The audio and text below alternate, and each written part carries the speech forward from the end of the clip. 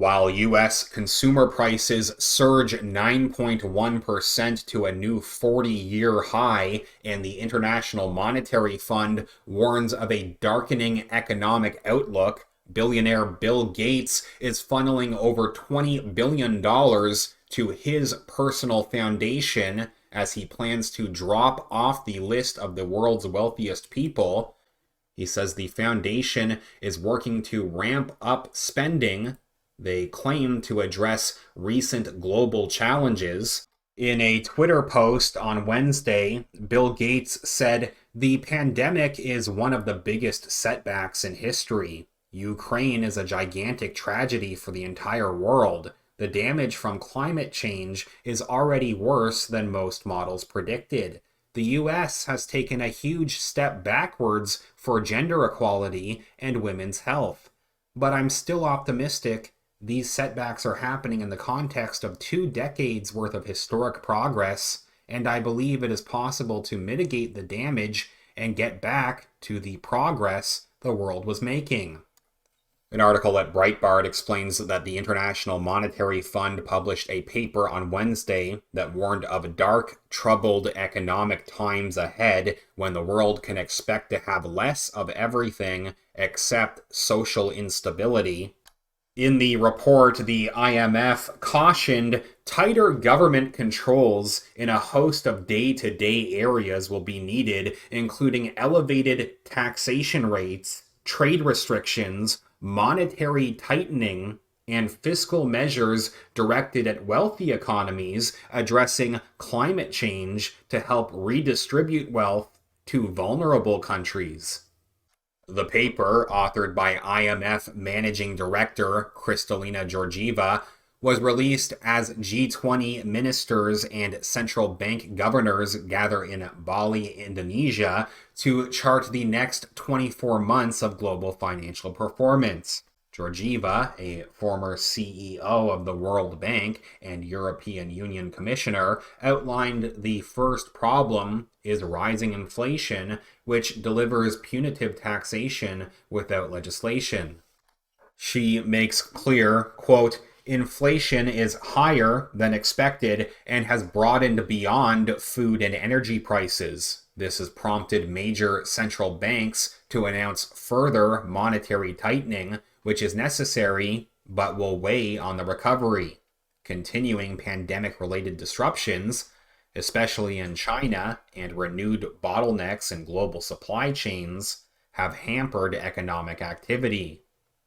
Article continues saying it's going to be a tough 2022 and possibly an even tougher 2023, according to the Washington, D.C. based organization, with increased risk of recession on a global scale that will usher in an age of austerity and denial.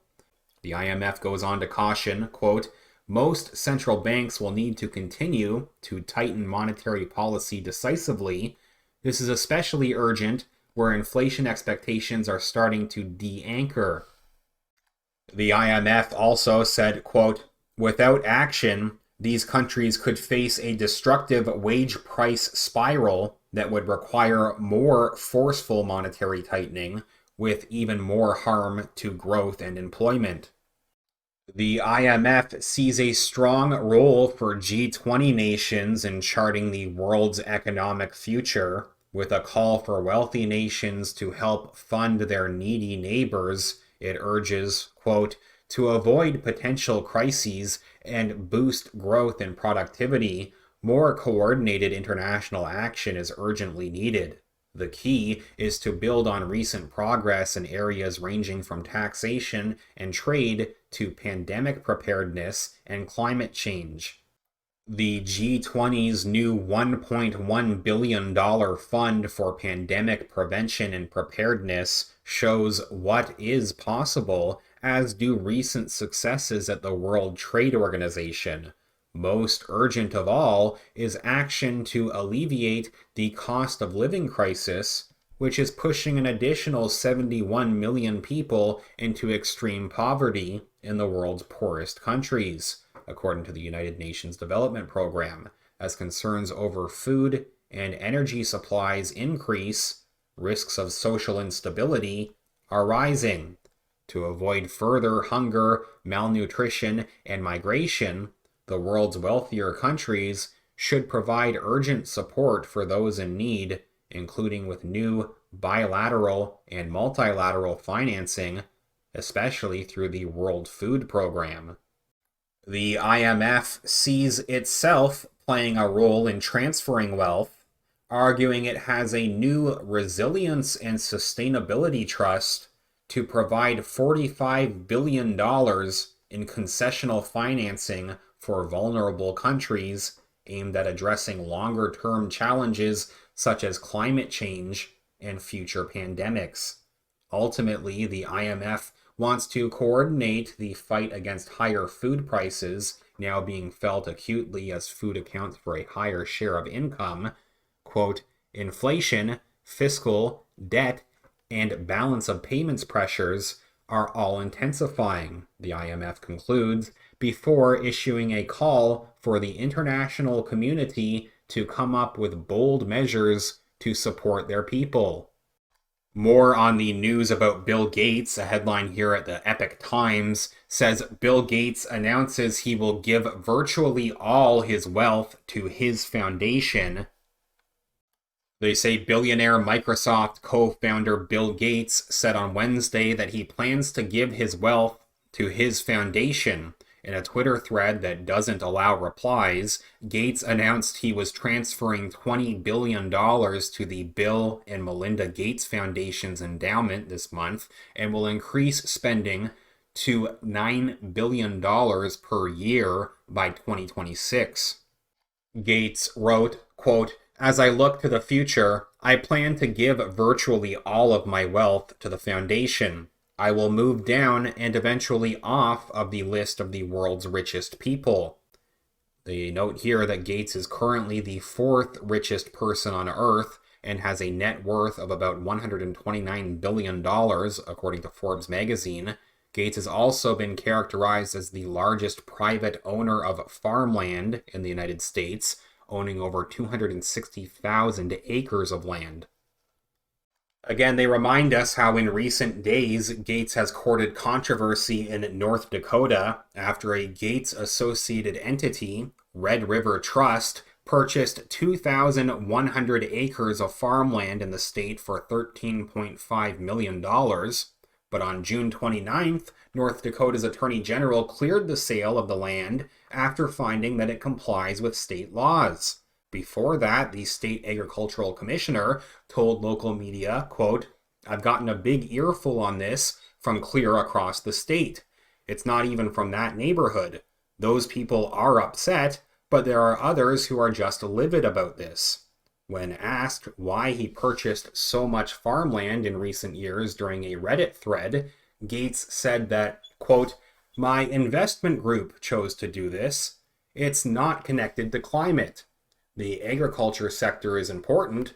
With more productive seeds, we can avoid deforestation and help Africa deal with the climate difficulty they already face. It is unclear how cheap biofuels can be, but if they are cheap, it can solve the aviation and truck emissions. More info at the Daily Mail. They say the Gates Foundation plans to raise its annual budget by 50% to $9 billion.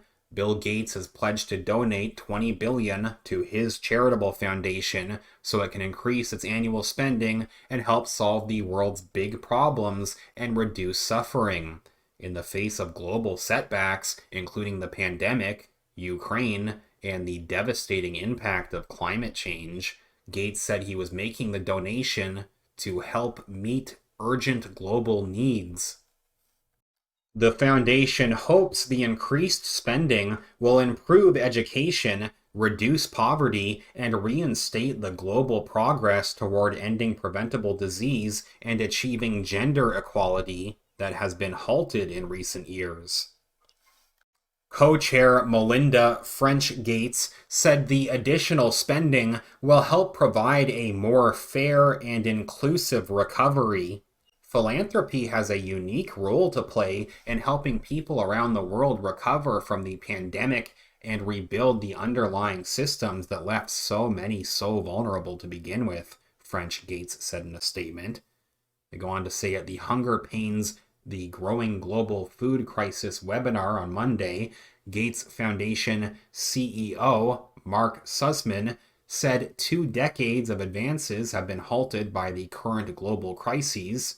However, the growth in agricultural productivity around the world remains mostly in place. We have the tools, we have the science, we have the knowledge, Sussman said. What we need is the political will and the resources.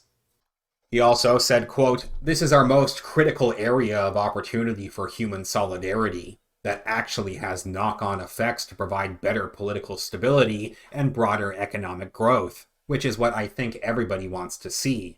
In his essay, Bill Gates wrote that polarization in the United States makes battling global crises tougher. Quote, "The political divide limits our political capacity for dialogue, compromise, and cooperation, and thwarts the bold leadership required both domestically and internationally to tackle these threats. Polarization is forcing us to look backwards and fight again for basic human rights, social justice, and democratic norms." Please leave a comment and tell me what you think about this latest update. If you could give this video a thumbs up, remember to click the like button, that's greatly appreciated, and make sure that you're subscribed to the channel. As usual, thank you very much everyone who has been supporting this channel with your donations over at Patreon or PayPal, and with your super chats as well. That's greatly appreciated. Even just a few dollars makes a huge difference and helps me keep talking about these important issues. You can find either link down in the video description where you can support this channel directly, patreon.com/realityreader or paypal.me/realityreader.